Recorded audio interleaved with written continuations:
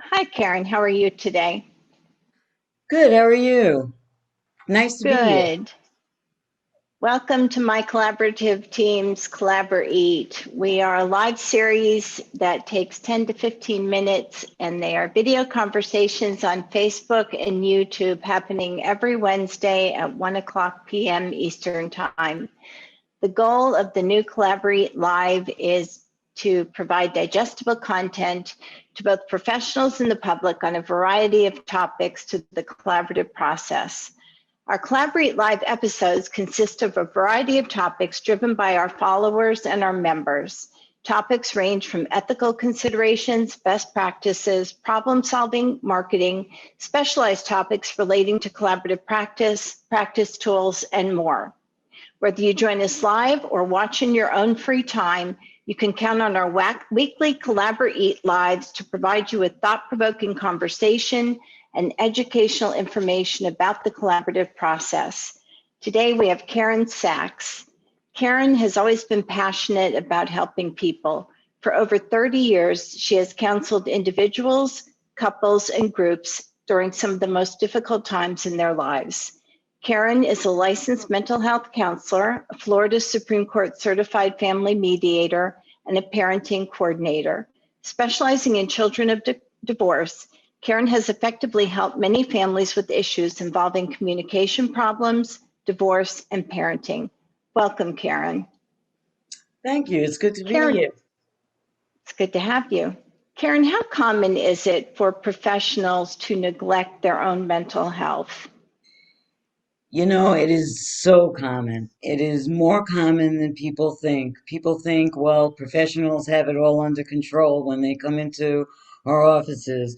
But inherently, as helping professionals, we keep putting our clients first, caring for their well being, especially in collaborative, hoping that you're going to leave families healthier, but in a place of both healthy emotionally and physically, and always putting our clients' health first. But we don't think about ourselves. We're consistently dealing with everybody else's problems, and we think, okay, later for us. So it really is more of a problem than people think because it affects the way we deal with our clients, with our families, with our colleagues, with everybody, even internalizing in ourselves. I was just going to ask you, how does that stress typically show up in professionals, Karen? They get edgier. They very often, and this is really important, and I'll talk to you about one of my concepts, the stool, the three-legged stool is you end up taking care of your clients, but not yourself. So very often professionals will not feel well. The old joke is who's the worst patient? The doctor who has to go to the doctor. We don't think about Right. what we're doing. We don't take these breaks. So when you don't take these breaks in between, and we don't take the moments to let out some of what's going on inside, because don't forget, we're taking in everybody's stuff. Right. What goes in needs to come out, and very often as professionals we don't let take the time to let it out. So often we take it out, unfortunately, on the people we love the most because they'll understand because we come home tired, and sometimes, in the family, when you're a doctor or you're an attorney or you're an executive or and you're at work all day and everybody's yesing you, and then you come home and your children or your spouse or somebody says take out the garbage, it's like, whoa, what just happened here? Right. So we're on edge. And And do you that's, see that? I'm sorry, How does it manifest itself? it manifests itself in burnout, which is the ultimate worst, where it's just people get sick physically. It's got to go somewhere. You know, I use tools, and one of my tools is the jelly donut. I wasn't going to talk about that today, but the jelly donut is all the stress that we keep building up and internalize, and it's got to go somewhere. So the jelly comes out, and people get sick physically or emotionally, or they just get really irritable, and their relationships suffer with their families, with their children, with their spouses, let alone in the work environment. It's got to go somewhere. Do you see an increase in substance abuse or in alcohol abuse as well? I do. I do. I do see that because that's a quick way some people think of, well, I'm going to deal with this. I'm going to have my glass of wine, maybe two, maybe three after a while, because it's slowly, you know what? It's kind of like elastic pants. You don't realize how much you end up drinking just to relax. And that's even during this pandemic, it even makes it so much worse that So we how do really need to be aware.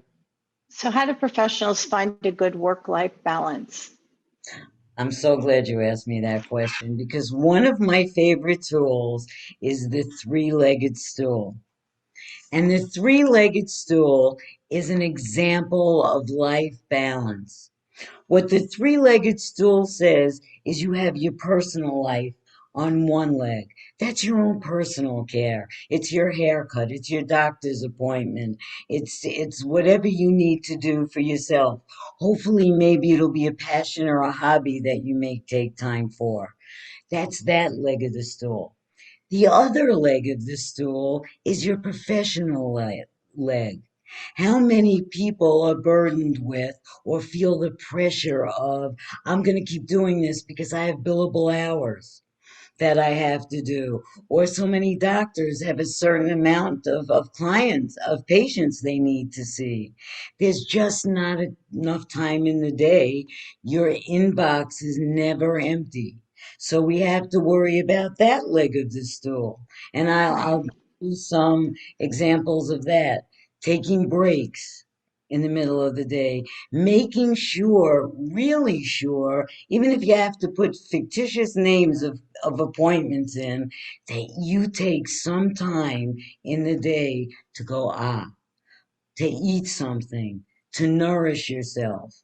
You know, it goes back to that whole airplane thing with who do you put the The oxygen oxygen. first? We need to put it on ourselves first so we can better help. Um, and then you have that third leg, that third real important leg. They're all important, but this one is relationships, your family, your partners, your friends, your relationships. So think of a three-legged stool. I ask people to take a moment and visualize it. If one of those legs are off, you're really off balance.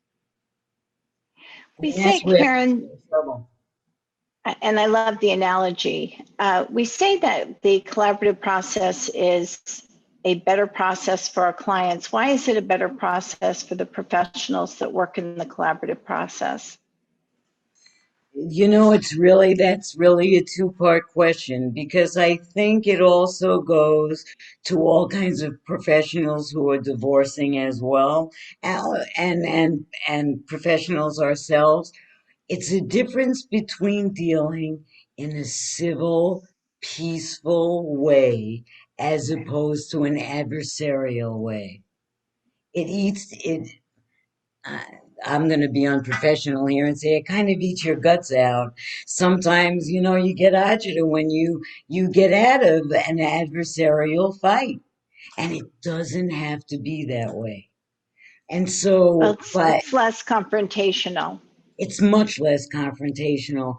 Not only does it help our clients to go on with their lives because they're learning that different mindset, but it helps us because it helps us be more aware as professionals of how we're dealing with things. So you recommend it. Yes, I definitely do. It's all about us listening and reacting in a certain way. You know, there's an old joke. Again, there's an old joke that I tell about the man who gets up or woman who's always angry. And she walks out the door pre-COVID, and her neighbor comes up to her and says hello. And she goes, "What do you mean by that?" Do you feel how on edge we are? It takes effort to be adversarial. We Right. need to use that space in our brain to go out and be happy. Let me just ask you quickly before I give my own thoughts about being an attorney in the collaborative process. We have happy hours for my collaborative team every Friday at 4:30 Eastern Time. What has been your experience in the environment we've created with the happy hour? Okay, I have the happy hour is at 4:30 on Fridays, Eastern Standard Time. I say that because we have people from all over the country. 4:30 is a hard time on a Friday for you to think, well, let me go do this. I don't think I've ever looked forward to a group more.